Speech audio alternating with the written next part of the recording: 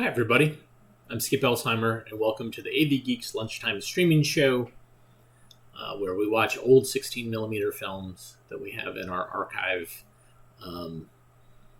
So today, I am not in the studio, even though I'm in the studio at the archive.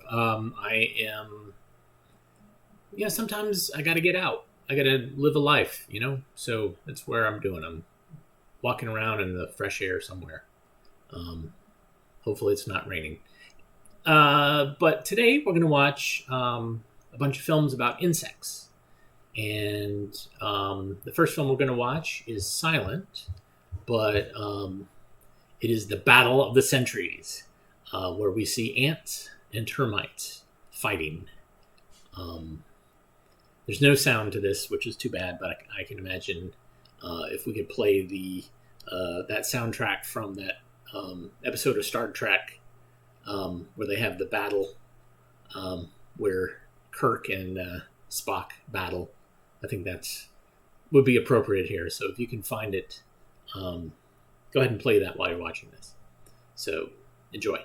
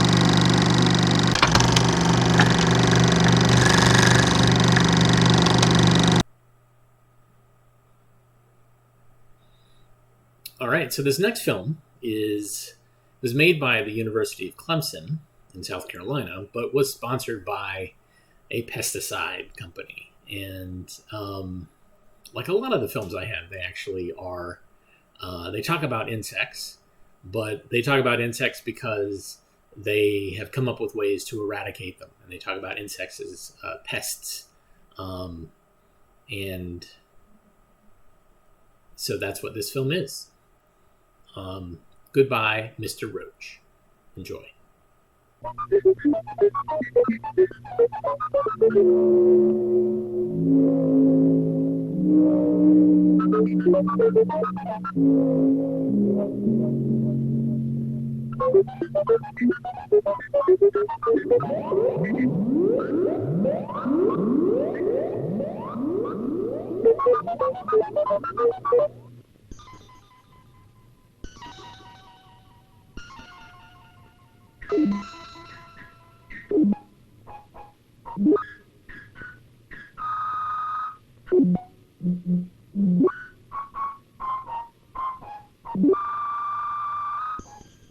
A man with 6 legs bring him far and wide, for he has 3 on each side. His mouth is as sharp as a dart. His head is shaped like a heart.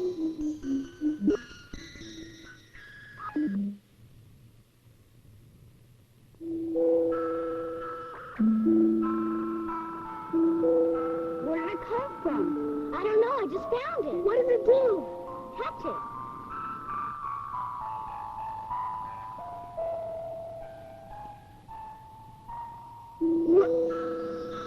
What are they? They're glass that make everything look big and beautiful.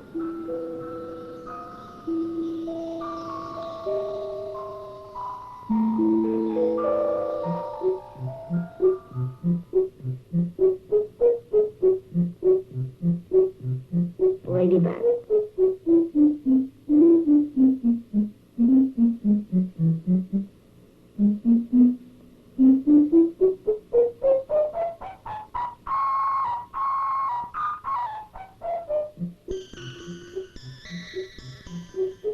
Ladybug, I'm sure, is snug.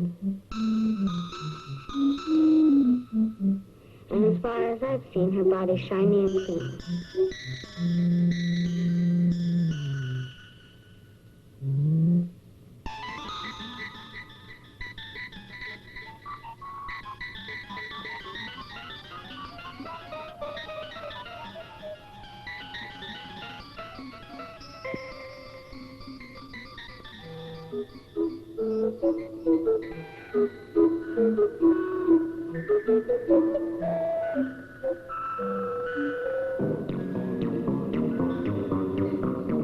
Have you ever seen an ant? He's smaller than an infant.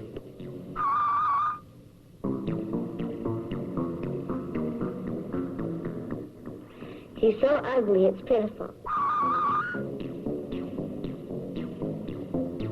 I think to be an ant will be dull.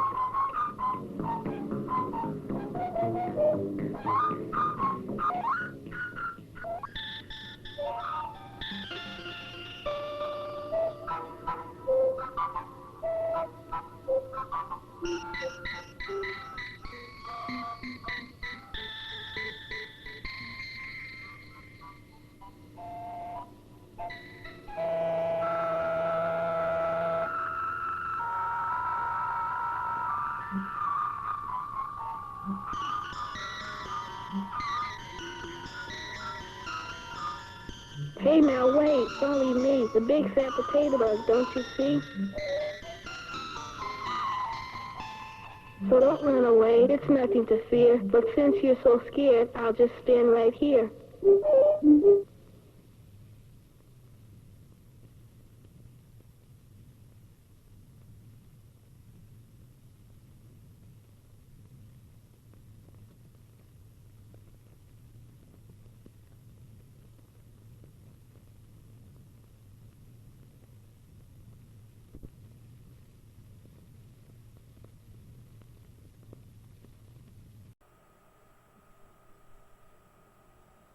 All right, so this next film, we saw how violent clashes between ants and termites.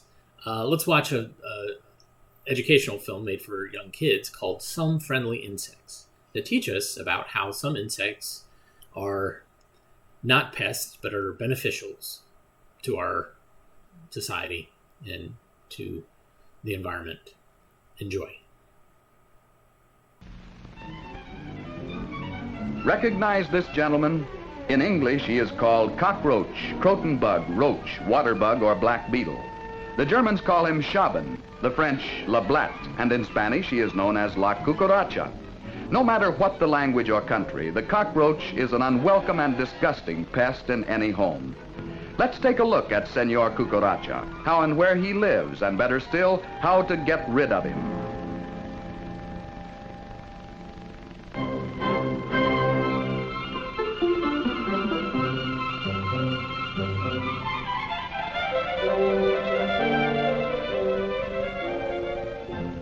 Roaches are one of the oldest insects, having lived in the days of the dinosaur.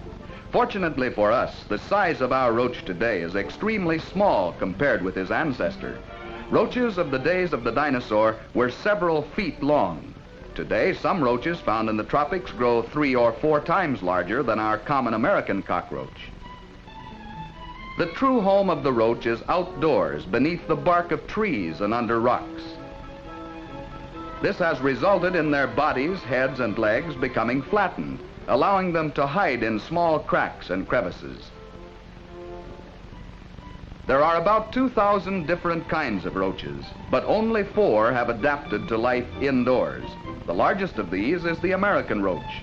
Adults may be from 1.5 to 2 inches long, reddish brown to dark brown in color.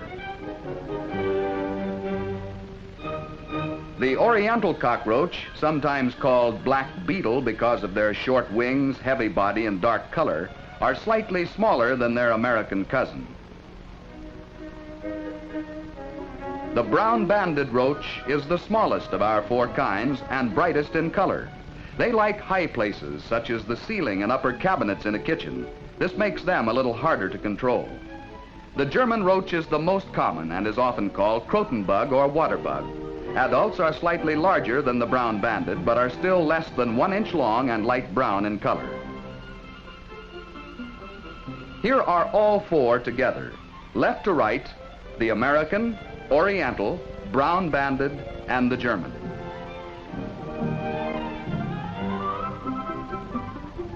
Roaches may come into a home several different ways.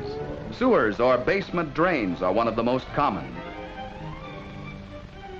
They can also enter through any openings in the walls, such as around electrical conduits or plumbing, or through cracks in the baseboard, or under doors. Roaches can be carried into a home in laundry packages or in boxes of groceries.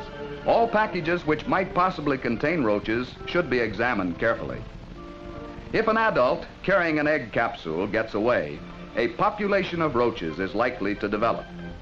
The capsule, which may contain as many as 48 eggs, is deposited in a hidden location. When the eggs develop into young roaches, they push open the capsule to emerge.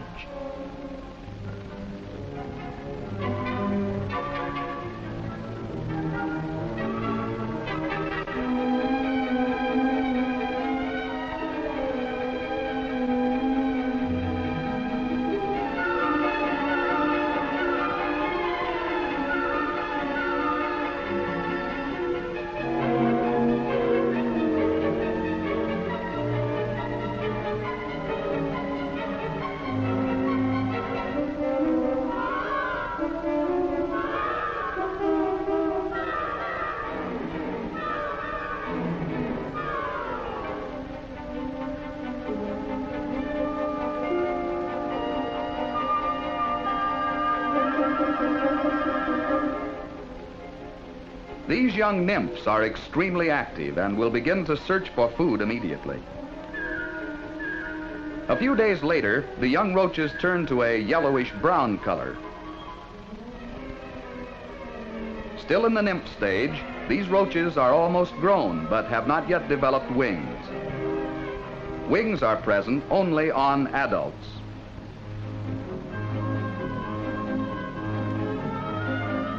After several generations, a large colony will develop, creating a very unpleasant odor in the house. Roaches destroy food, damage fabrics, books, and other materials. By polluting food over which they run, they spread filth and may carry diseases. When roach populations build up, their presence is easily noted by roach spots in places where they congregate, such as in cabinets, drawers, and behind pictures. Roaches hide during the day in sheltered, dark places. At night, they come out in search of food and water. A good way to find roaches is to enter a dark room quietly, snap on the lights, and watch where they run to hide. They may be found in cracks in the baseboard, around water pipes underneath the sink, behind cabinets, or any other place they can hide from the light. Scientists have worked for years developing insecticides to control roaches. DDT proved fairly effective, but later another chemical, chlordane, was developed, and today it is considered to be one of the most effective insecticides for roach control. Chlordane is available in liquid or powder form. For home use, it should be purchased as a 2 to 3% oil-based spray or as a 5 to 6% dust. Read the label of any insecticide you purchase to make sure it contains the proper amount of the active chemical.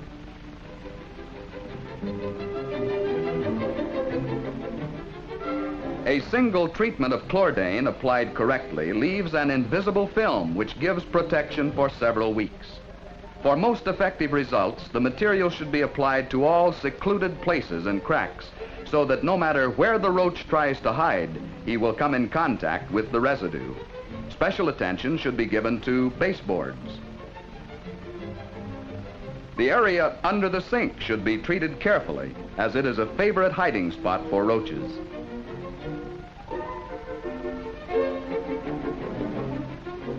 Especially around the water pipes where roaches often enter. Hard to reach places, such as behind the stove, can be effectively treated with the dust form of chlordane. A small puff duster makes the job easier. If cabinet drawers are cleaned thoroughly, it will not be necessary to treat inside them. A small paintbrush makes it easy to apply the insecticide around the back and under surfaces.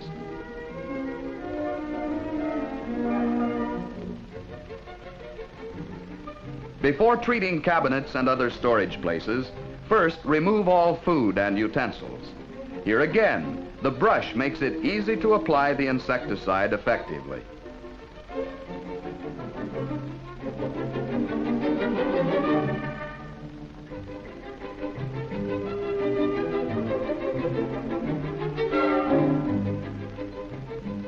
After the insecticide dries, the shelves should be covered with paper before replacing the food or utensils. Proper and thorough treatment will eliminate Mr. Roach from this kitchen for some time to come. Treatment of other areas of the house where roaches are found will aid in making a roach-free home. Roach-free communities are the result of careful planning and cooperation of city, county, and state organizations. City-wide campaigns are successful in eliminating roaches where they breed in large numbers. The application of chlordane dust to sewers and other breeding places has become a standard practice in many cities. This is often done with the cooperation of commercial exterminators. With both individual and community action, we can control roaches in our homes and reduce the nuisance and danger of this common pest. The development of insecticides has kept pace with our modern way of life. Today, chemicals are available which will kill insects weeks after they're applied. Through proper use of these chemicals by individuals and communities, we can say goodbye to Mr. Roach, our #1 household pest.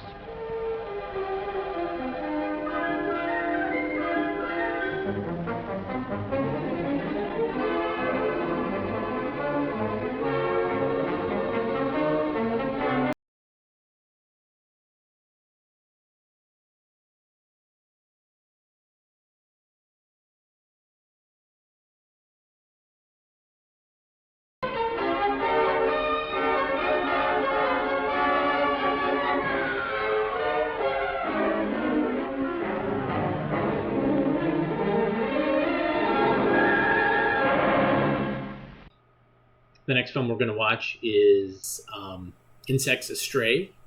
And this is another film that talks about insects as pests and shows in detail how they can be eradicated. Enjoy.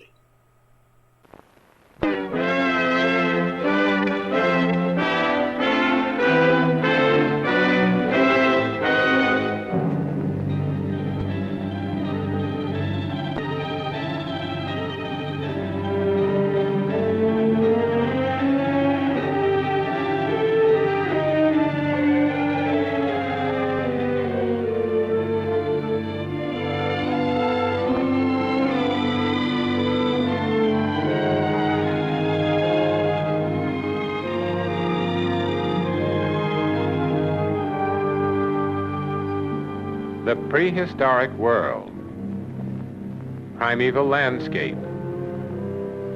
The Earth spins in space, uninhabited as yet by man, yet not without living creatures. Vegetation covers its surface, a host of plants that flower and die. Insects, one of the oldest forms of life, are already rampant on the planet even before it has stopped spitting smoke and fire.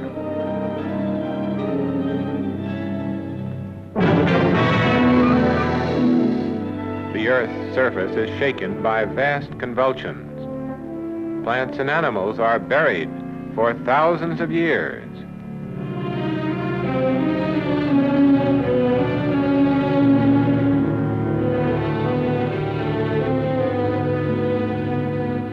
From the fossil remains of insects, we can see that their forms have remained unchanged over millions of years.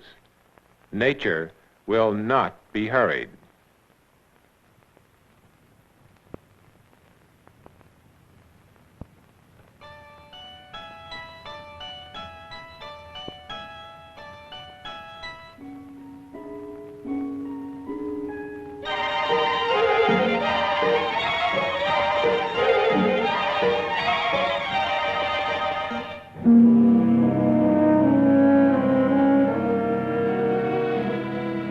The Earth is visited by searing droughts and devastating floods.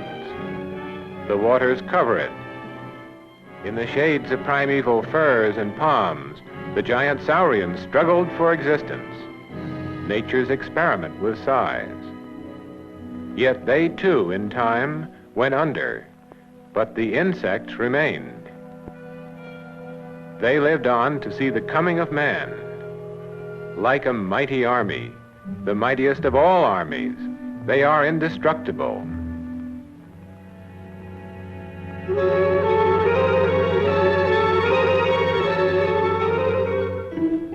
They make their home on land and in the water.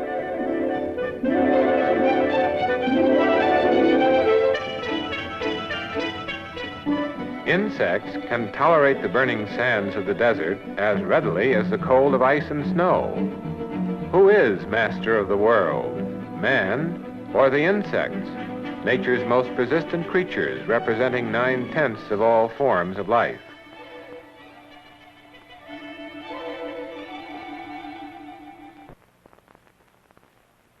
Nothing stops the insects.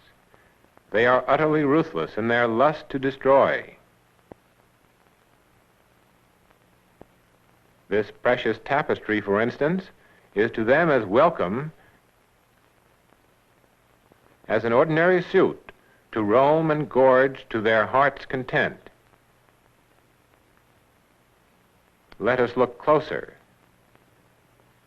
Take a sample of the matter eaten by the moth. Mix it with water and examine it under the microscope.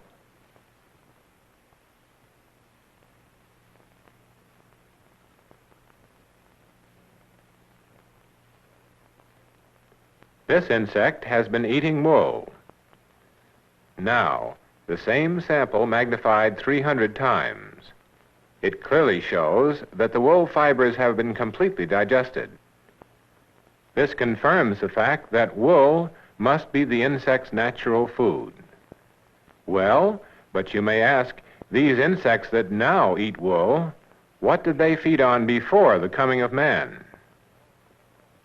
The laws of nature are inexorable.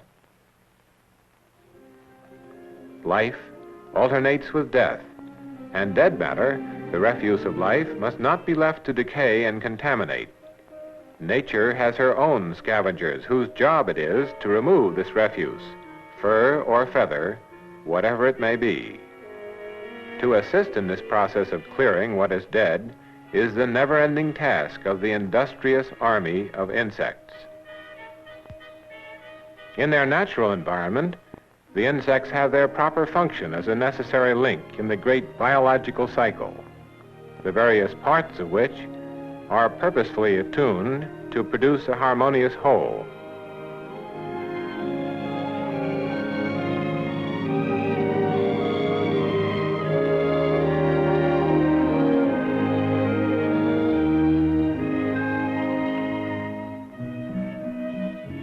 Man, since he was driven out of Eden, has been compelled to earn his bread in the sweat of his brow. He began to till the soil, little dreaming that in doing so he was creating a new world, a paradise, in fact, for a whole host of insect pests.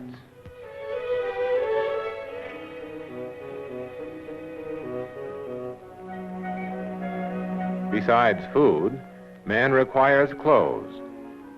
Wool is one of the earliest forms of protection against the elements.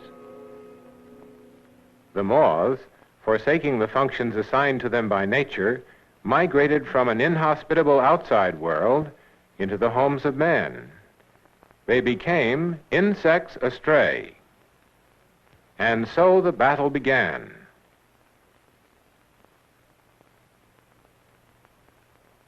The adult moth, as every housewife knows, doesn't eat. His only purpose is to reproduce his kind. After mating, the female lays her eggs, placing them one by one in a carefully chosen spot.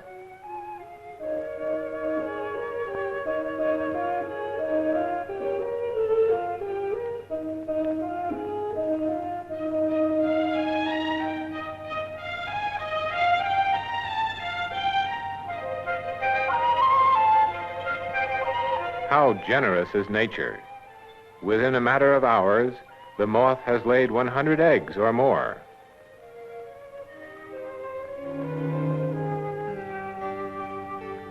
Species can be distinguished even at this stage. The variety of shapes is endless.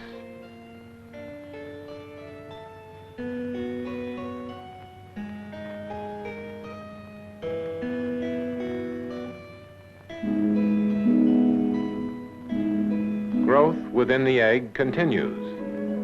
There is a food reserve for this in the egg itself.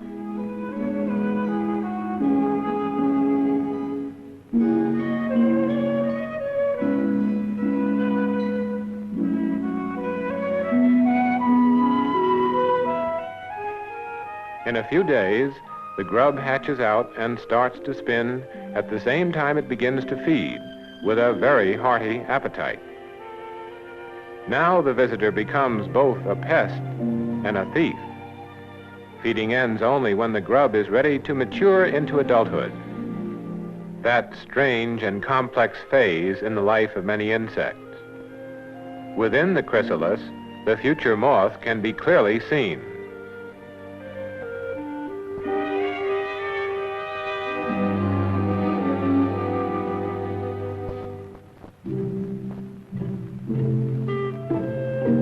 The emergence of the adult insect from the chrysalis is a laborious process.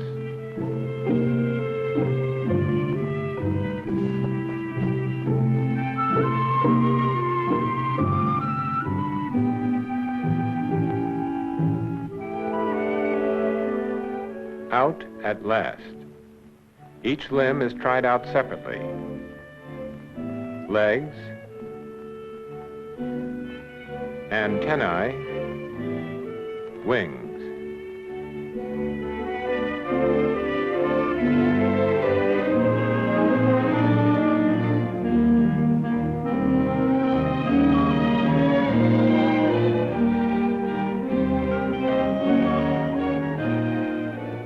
gradually the insect unfolds and stretches in the light of day, then sets about its only business in life, procreation. This is but one of many kinds of moths that are harmful to woolens, and moths are not the only culprits.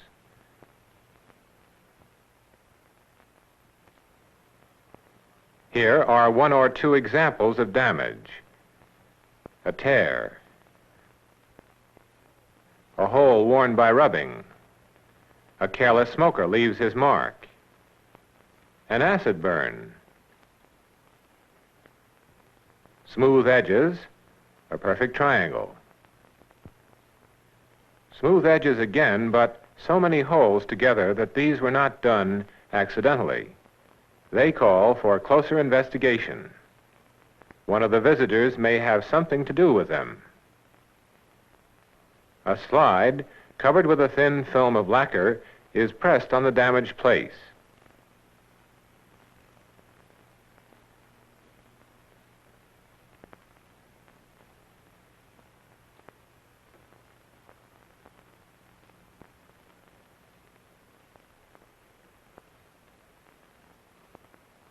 Aha, what's this sticking to it?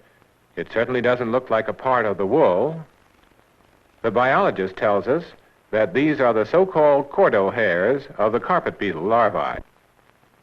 That explains the smooth edges, which definitely would not have been left by moth grubs. And yet, there is something rather fascinating about this tiny creature. Here is a lovely scene. Flowers in bloom, mother and daughter, a warm summer's day, and a cute little beetle, almost like a ladybug. But beware, harmless as he looks, he's the parent of one of the most destructive wool pests.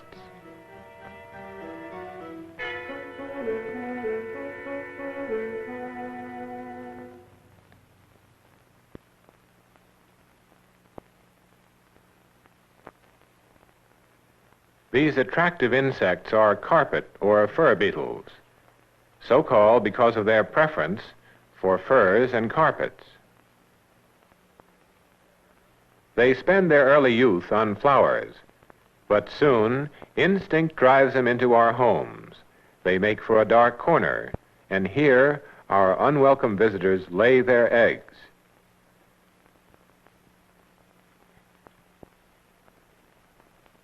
The child's delight becomes the housewife's fright. Soon the grubs hatch out and devour the wool around them with a firm and hearty appetite. All these insects go through the same life cycle, from eggs to grub, from chrysalis to adult.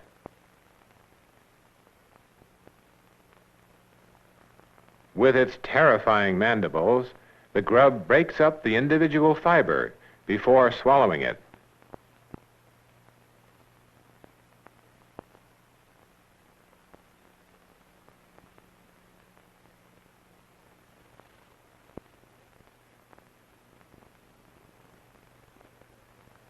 Here is a mixed fabric consisting of wool and rayon. Not even this material is proof against these pests, the moth grub, the carpet beetle grub, or the fur beetle grub. Nothing is safe from their vigorous appetites. The smaller the quantity of wool in the fabric, the more the insect has to damage in its search for food.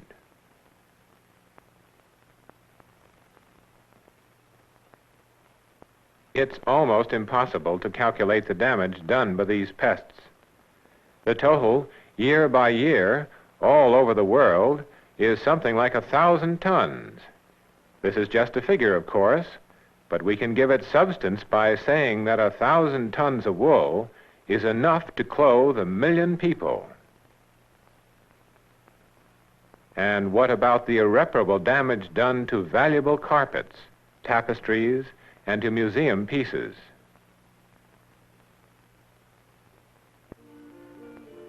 In the good old days, all sorts of household remedies were used against the clothes moths. Camphor, naphthalene, pepper, and so on. The idea was that the vapors given off by these substances would keep away the moths. But the smell often far outlasted their effectiveness.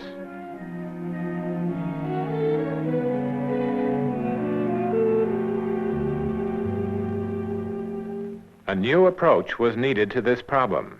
Might it not be possible to get at the root of the evil by interfering with the insect's food? Supposing wool could be so changed that it could no longer be eaten by the grubs, but at the same time retain its other properties.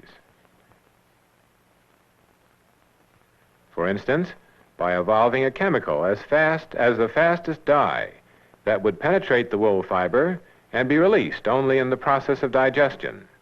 In other words, make it moth-proof for life. That was the obvious way. The idea had already occurred to someone as far back as the 18th century. It was Réaumur, whose name we remember in connection with thermometers. What is less well known is the fact that Réaumur was the first man to concern himself with the problem of moth damage to wool. But he was born before his time.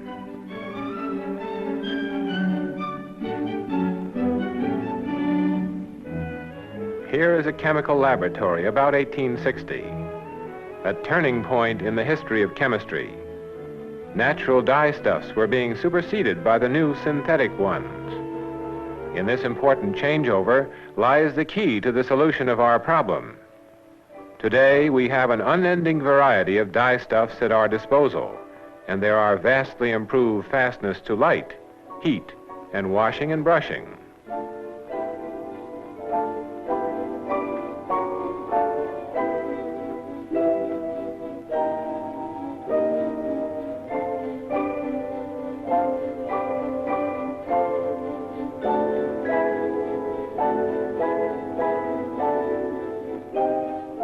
Properties hitherto undreamt of have been discovered. Certain dyestuffs can even kill insect pests that feed on wool. But are these dyes fast when applied on wool? For that is one of the first requirements.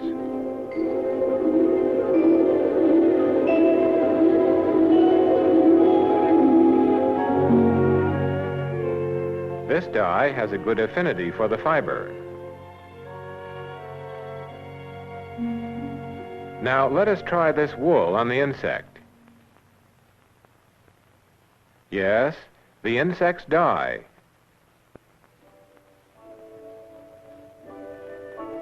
But could the lethal dye stuff be made colorless and without impairing its other properties?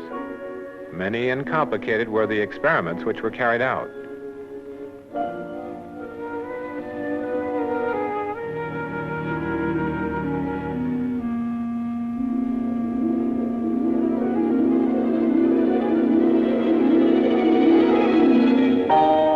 But eventually, success was achieved, and the new compound, dichloro-diphenyl ether dichlorophenylurea, was given the name mitten. But all isn't as simple as it looks. The manufacture of this new miracle has many problems, and from test tube to bulk production, the way was long and wearisome.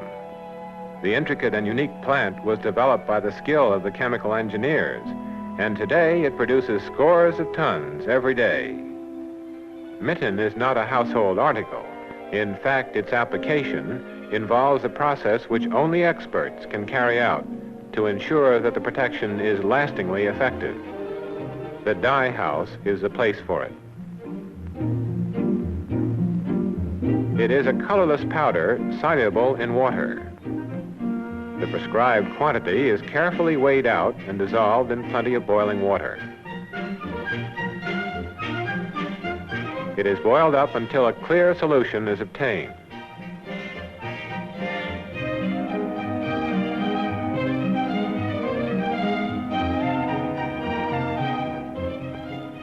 This is added to the dye bath.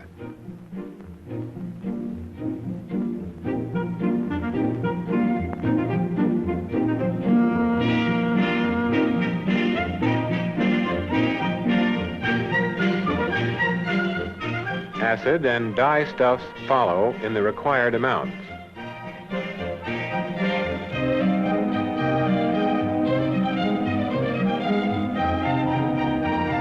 Temperature and acidity of the dye baths are carefully checked to ensure that mitten and dye blend evenly on the material.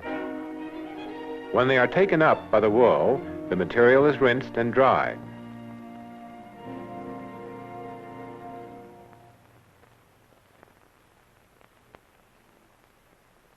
A piece is cut off and sent to the laboratory for testing. It cannot be distinguished from an ordinary untreated piece of wool by the naked eye, by smell, nor by touch. Only chemical or biological tests confirm the presence of mitten. Two pieces, one treated, the other untreated, are steeped in an alkaline oramine solution.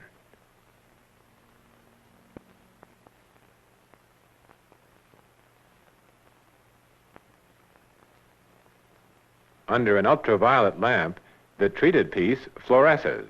The other does not. At the official testing station, the same piece undergoes a whole series of tests to prove that this moth-proofing is fast to washing, unaffected by dry cleaning, resistant to intensive brushing and scrubbing,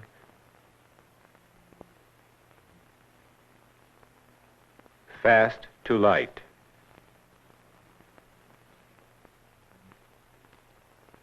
But in the end, the proof of the pudding is in the eating.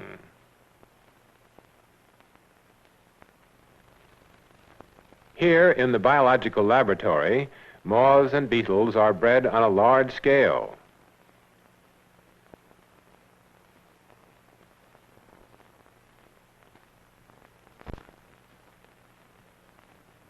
A certain number of grubs are counted out and placed on treated material in these 3 tins. The same is done with untreated material.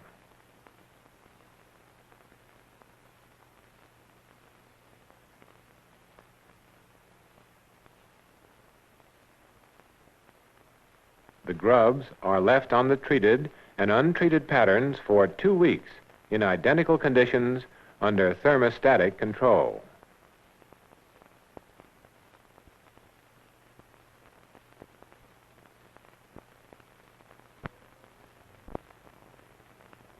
The test is complete.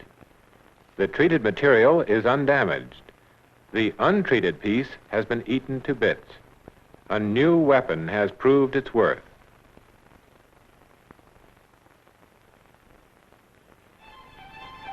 But seeing that this moth-proof material cannot be distinguished from untreated wool, how can we recognize articles that are mitten processed? The information is on the label.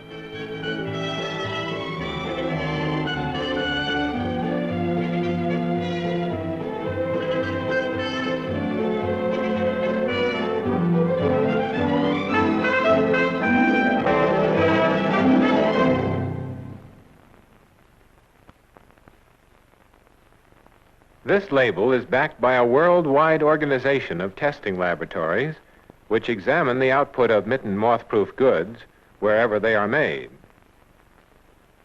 But in addition to its service to the industry, this testing is in itself a form of research paving the way for new discoveries. The aim is to force these wool-eating insects into a final and permanent retreat from wool. If all wool were made moth-proof, the wool-eating insects would find no food in our homes. There would be a mass migration out of our dwellings where life for them had become insupportable. They would have to go back from the wool-clad world of men to the original abode of their ancestors. The hordes of moths, of fur beetles, of carpet beetles would take to flight, and their departure would be as remarkable as the return of a great river to its ancient bed.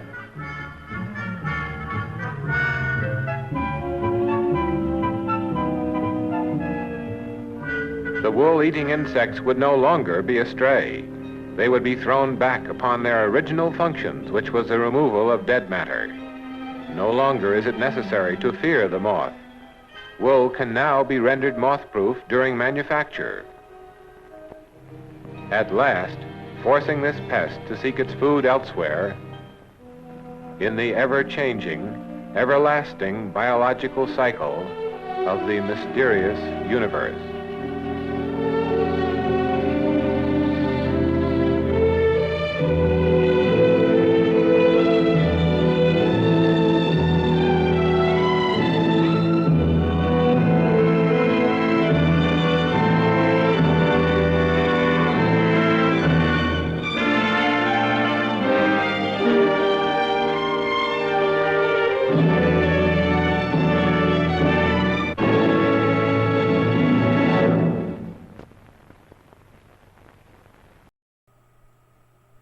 And finally, this is a Terry Toons, Paul Terry, who animated Heckle and Jekyll and Mighty Mouse and lots of other things.